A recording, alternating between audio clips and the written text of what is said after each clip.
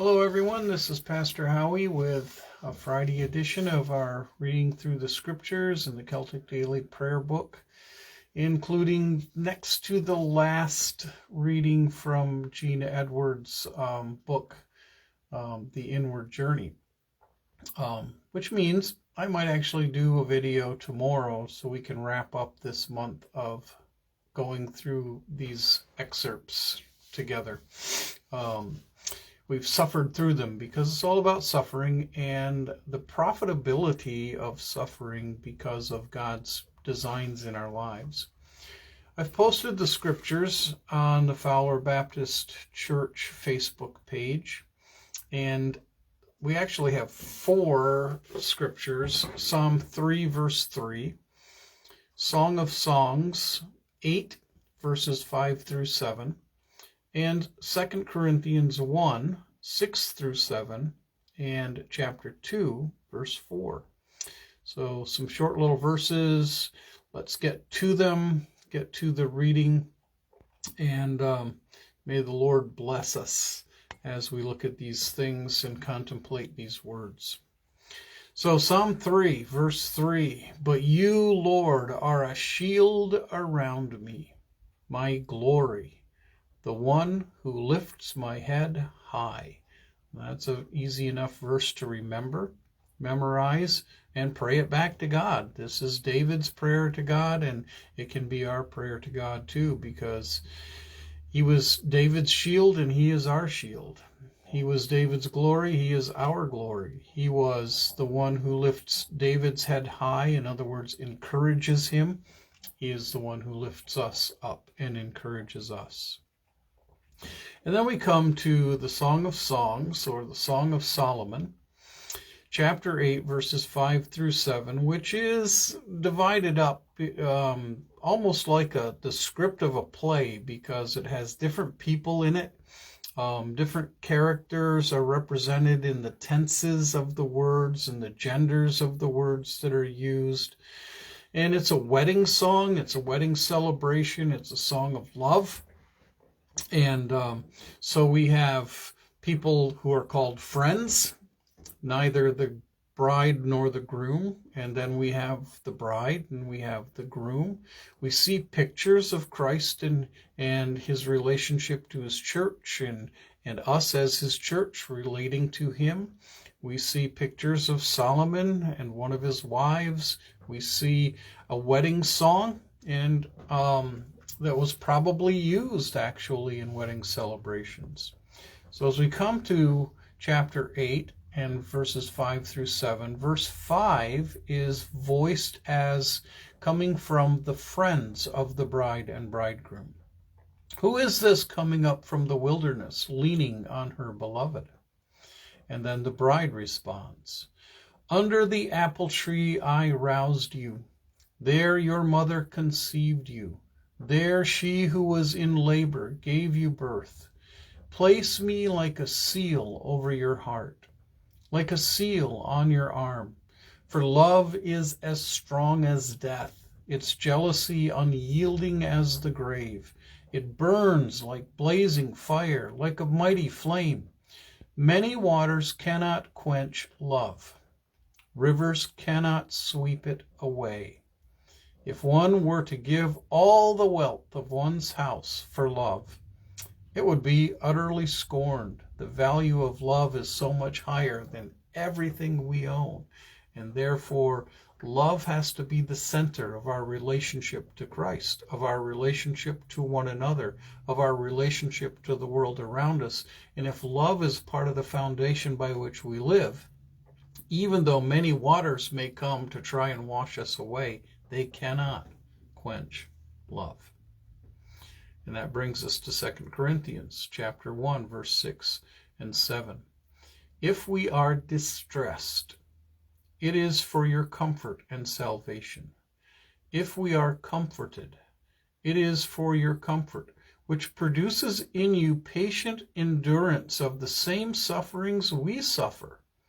And our hope for you is firm, because we know that just as you share in our sufferings, so also you share in our comfort."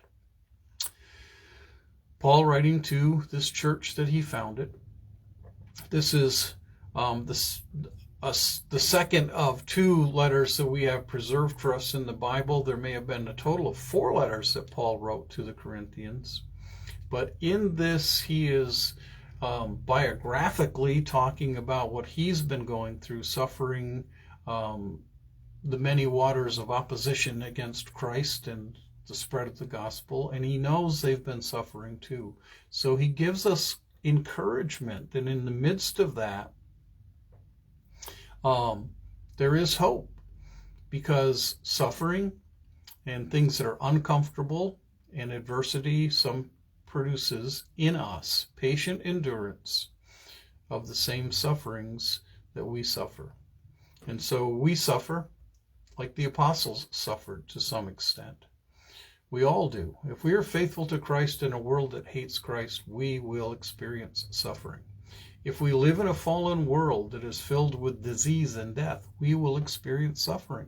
If we live in a world that is filled with all sorts of totally beyond our control, storms and forest fires and earthquakes and things like that, we will suffer. Sometimes when we feel betrayed or we feel irritated at our closest friends, even our family members, we will suffer.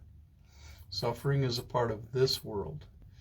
And I know that our Roman Catholic friends have a doctrine of purgatory, but I believe the purgatory, which is the purging of us so that we're prepared for heaven, the real purgatory is life in this world until we either move into eternal salvation, the eternal presence of God at our passing, or when Christ comes again, we will suffer. And so that's what this book is about. 2 Corinthians chapter 2, verse 4, Paul goes on and says, "For I wrote you out of great distress and anguish of heart, and with many tears, not to grieve you, but to let you know the depth of my love for you." Even in the midst of grief and tears, love will encourage us, lift up our heads, and carry us through. And so, we come to April 29th, reading an excerpt from Gina Edwards' book, and this is what he wrote.